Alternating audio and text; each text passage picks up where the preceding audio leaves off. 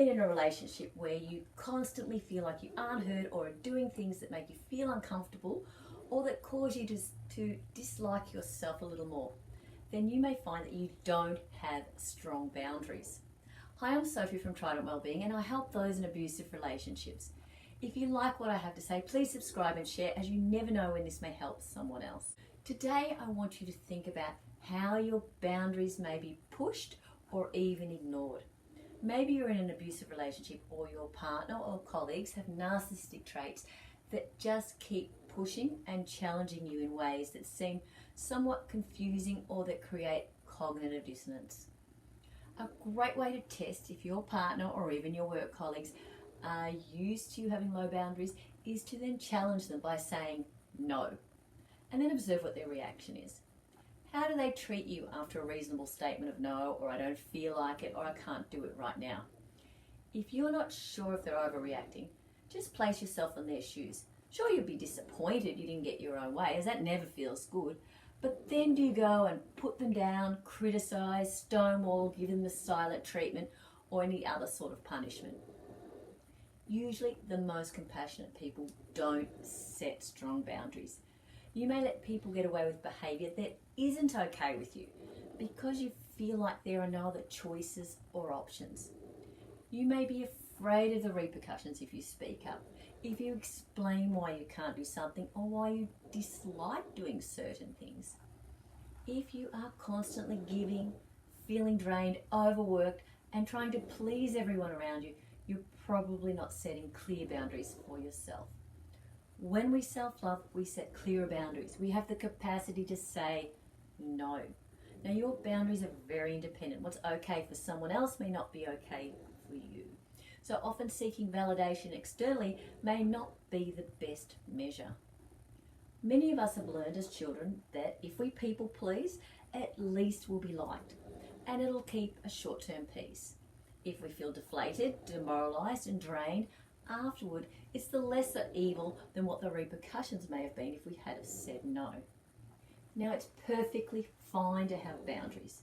Yes, life is a bit of give and take, but we need to keep not just our physical being, but our emotional and mental well-being safe. Some boundaries don't. If you're with someone that constantly makes you feel off balance, leaves you feeling insecure, then check your boundaries aren't being challenged. Now, some boundaries include how you spend your time. Is someone monopolising your time, expecting you to do more, be somewhere, give more, with no thought for your health or your mental well-being? Are you being physically unsafe or feeling physically unsafe or disrespected? Do you feel pressure to do certain activities, maybe intimate or even just adrenaline busting, to keep the other person happy? If you don't do them, are you made to feel inferior or a disappointment? But if you do, then do you feel in danger or embarrassed or humiliated or less than? Is your empathy being abused and taken advantage of? Do you feel like your standards are being compromised or ignored even when you try and explain from a position of love and good communication? If you feel like it is you constantly bending, or worse still, afraid to stand up for yourself, I don't mean express anger, as this can often be done, but then when we still give in later after having voiced that we don't want to do something. Now, I worked with someone who didn't want to drink and who rarely swore, yet to feel like she was accepted by her partner and his friends would give in over and over again. Her life was incongruent and she put on weight, didn't exercise, and felt worse and worse about herself, but didn't recognise that it was her personal boundaries that were being broken. True, there was a gain in this, as she was not then excluded from the group, but her lack of vitality and unhappiness showed that she really wasn't being true to herself.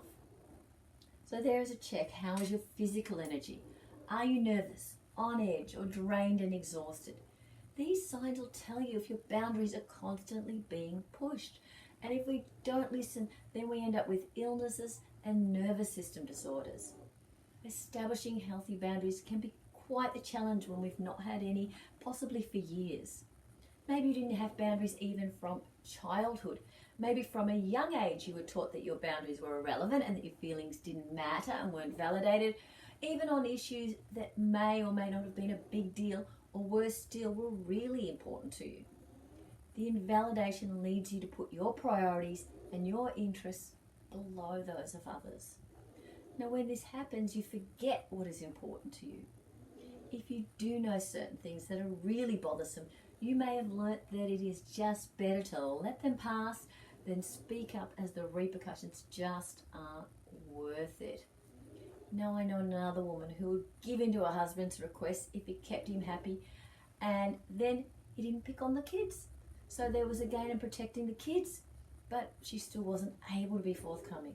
With habits forming like this so easily and quickly, it's no wonder that establishing a boundary or even knowing what yours are is really difficult, and that's why you need to do these checks.